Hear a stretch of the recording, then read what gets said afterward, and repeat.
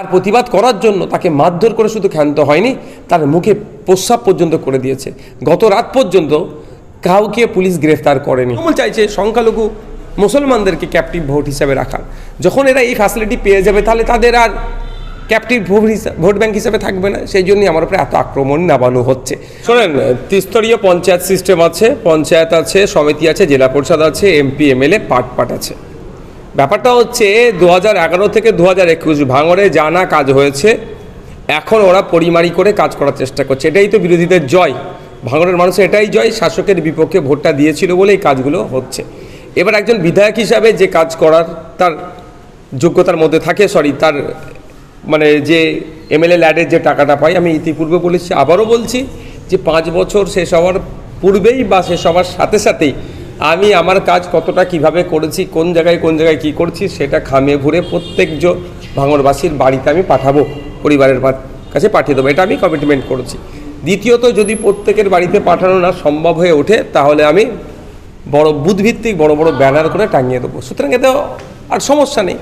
আজকে দেখুন না, একটা জিনিস বুঝতে হবে, ভাঙড়ের সব রাজ্যের মানুষের কাছে এটা আমার বক্তব্য, বিজেপির প্রায় 77টি এমএলএ আছে, সেখানে কোনো অবজারভার, তাদের বিরুদ্ধে তো এমন কোনো আক্রমণাত্মক বক্তব্য, যদি আমি ভাষাগত আক্রমণ আমি কোনোভাবেই আমি এটাকে প্রশ্রয় দিই না, এটাকে আমি বিরুদ্ধে সবসময়। কিন্তু যত না শুভেন্দু অধিকারী, দিলীপ ঘোষ, আপনার সুকান্ত মজুমদার, বিজেপি নেতাদের বিরুদ্ধে এরা আক্রমণ করে, তার থেকে বেশি আমার বিরুদ্ধে আক্রমণ করছে। মানেটা কি? এটাই হচ্ছে মানে এদেরকে শেখানো হয়েছে আমার বিরুদ্ধে আক্রমণে নামাচ্ছে, আমাকে কালিমালিপ্ত করার চেষ্টা করছে। তবে ভাঙড় সব রাজ্যের মানুষ বুঝতে পারছে যে প্রকৃত অর্থে বিজেপি এবং তৃণমূলের অন্যায়ের বিরুদ্ধে কে কথা বলছে। দ্বিতীয়ত যেটা থাকছে, কেন আমার উপরে আক্রমণ হচ্ছে, আমি দলিতদের কথা বলছি, আদিবাসীদের কথা বলছি, মুসলিম সম্প্রদায়ের কথা বলছি, বঞ্চিত সমাজের কথা বলছি, শিক্ষা, স্বাস্থ্য, কর্মসংস্থানের কথা বলছি, এই জন্যই আমার উপরে আক্রমণ নেমে আসছে। এইগুলো যদি মানুষ ঠিকঠাক পরিষেবা পায় তাহলে ক্যাপটিভ ভোট ব্যাংক হিসাবে থাকবে না। সবসময়ের জন্য বিজেপি চাইছে হিন্দু ভাইদেরকে তাদের ক্যাপটিভ ভোট হিসাবে রাখবার জন্য, আর মুসলিম চাইছে তৃণমূল। আর এটা হচ্ছে মনোবাদী একটা ষড়যন্ত্র, ব্রাহ্মণ্যবাদী একটা ষড়যন্ত্র, যে পিছিয়ে বর্গ থেকে যারা উঠে আসবে তাদেরকে কোনোভাবেই নেতৃত্বের জায়গায় যেতে দেবে না, যেমন এক প্রকারে কালিমালিপ্ত করা হবে। আমরা ভুলে যাচ্ছি না বাবা সাহেব আম্বেদকরের কথা, যিনি আমাদেরকে সংবিধান উপহার দিয়েছেন। 2 বছর 11 মাস 18 দিন অক্লান্ত পরিশ্রম করে যে সংবিধান যিনি আমাদেরকে উপহার দিয়েছেন, তাকে কিন্তু আইনসভার মধ্যে যাতে না পৌঁছায় অনেক চক্রান্ত করা হয়েছিল। পরবর্তীতে তখন অবিভক্ত বাংলা দেশ ছিল, অবিভক্ত বাংলাও ছিল, বরিশাল থেকে তেনাকে জিতিয়ে পিছিয়ে বর্গের সমাজের মানুষেরা আইনসভায় পাঠিয়েছিল। তো সুতরাং সব এই চক্রান্ত আজকের নয়, দীর্ঘদিন ধরে এই চক্রান্ত হয়ে আসছে। দলিত, আদিবাসী, মুসলিমদের হয়ে যারা কথা বলবে তাদেরকে বিভিন্নভাবে ছলে কলে কৌশলে তাদেরকে দুর্বল করা হবে। আপনি জানেন, গতকালকে মধ্যপ্রদেশে একটি দলিত সমাজের ছেলে, সে তথাকথিত উচ্চবর্ণরা একটা বেআইনি খনন করছিল, তার উত্তরপ্রদেশের কথা বলছি, সাম্বালে একটা মসজিদের সার্ভেকে কেন্দ্র করে 4-4টে মুসলমানকে, তরতাজা যুবককে গুলি করে মারে পুলিশের পক্ষ থেকে। আই লাভ মোহাম্মদ সাল্লাল্লাহু লেখার জন্য পেরেশান করছে উত্তরপ্রদেশে। এইগুলো কেন হচ্ছে? এগুলো কাদেরকে দমন হচ্ছে? আদিবাসী হওয়ার জন্য, দলিত হওয়ার জন্য উচ্চবর্ণের দ্বারা অনেক ক্ষেত্রে আক্রমণের শিকার হতে হয়েছে, তথাকথিত উচ্চবর্ণের দ্বারা। মুসলমান হওয়ার জন্য আক্রমণের শিকার হতে হয়েছে। এর হাত থেকে যখন সমাজকে মুক্তি দেওয়ার জন্য আমরা ঐক্যবদ্ধ হচ্ছি, তখনই এই ব্রাহ্মণ্যবাদী শক্তি আমাদেরকে আক্রমণ করার চেষ্টা করছে। আর এই ব্রাহ্মণ্যবাদী শক্তির কাছে এই তথাকথিত সমাজসেবক নামে কিছু রাজনৈতিক নেতা আছে,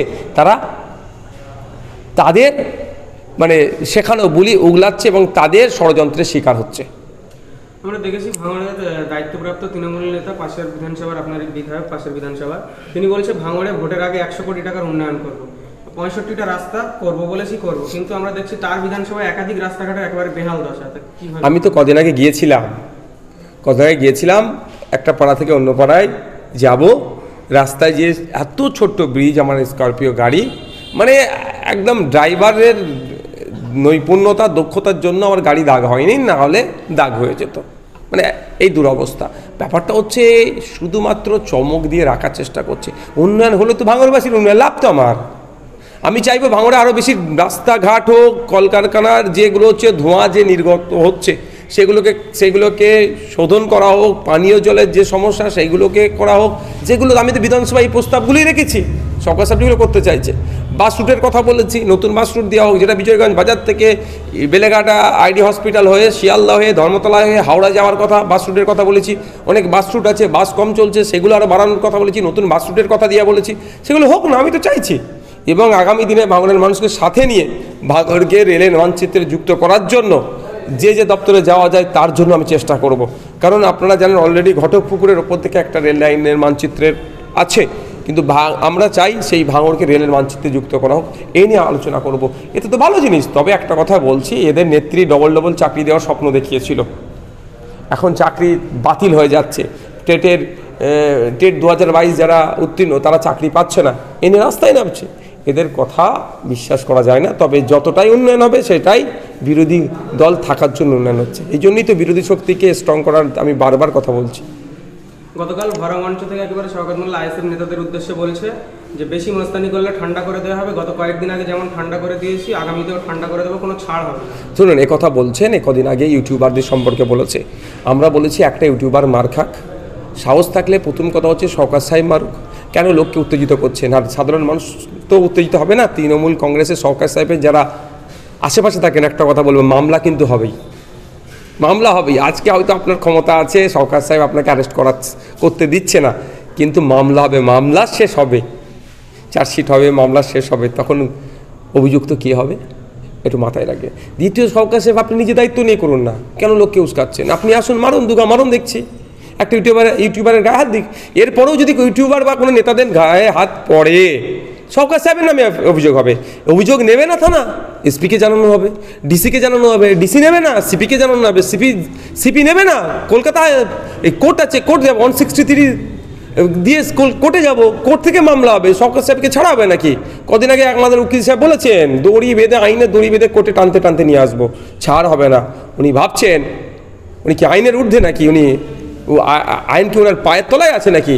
যদি অতটাই ক্ষমতা থাকতো তাহলে নটোরিয়াস ক্রিমিনাল ওনাকে যে ঘোষিত করাচ্ছেন, তাহলে উনি সেটাকে থেকে কেটে বেরিয়ে যেতে পারতেন। পেরেছে?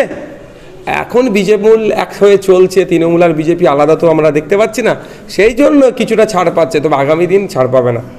কালকে দেখলাম উনি যখন স্টেজে বক্তব্য দিচ্ছে শওকত মোল্লা, তখন একেবারে চেয়ার খালি, মানুষ উঠে চলে গেছে, এবং প্রোগ্রামের শেষে একটা বিচিত্র অনুষ্ঠান রেখেছিল, তখন দুই গোষ্ঠীর মধ্যে নিজেদের মধ্যেই একেবারে ঝামেলা সৃষ্টি হয়। দেখুন, আমি ওইসব বিষয়ে কথা বলবো না, কি অনুষ্ঠান রাখবে না রাখবে, তবে সব অনুষ্ঠানেই শালীনতা বজায় রেখে হোক, এটা আমি চাইবো।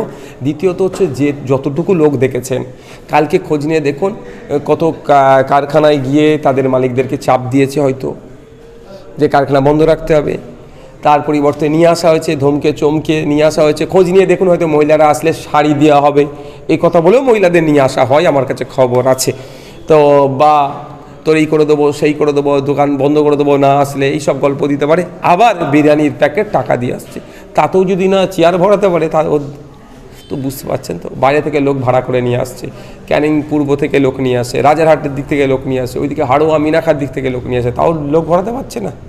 একেবারে সরাসরি দুই গোষ্ঠীর মধ্যে, মানে একই শওকত মোল্লার গ্রুপের মধ্যেই কালকে। না, আমি ওদের নিয়ে ভাবি না, কারণ ওদের টাকা পয়সা নেই। আজকে খেউ করছে, কালকে দেখবেন ওরা আবার ঘেউ করবে, মানে পরশু দিন আবার দেখবেন সব বন্ধ হয়ে যাবে, মানে টাকা পয়সার জন্য এগুলো লড়াই হবে। বিষয়টা বলবেন কি?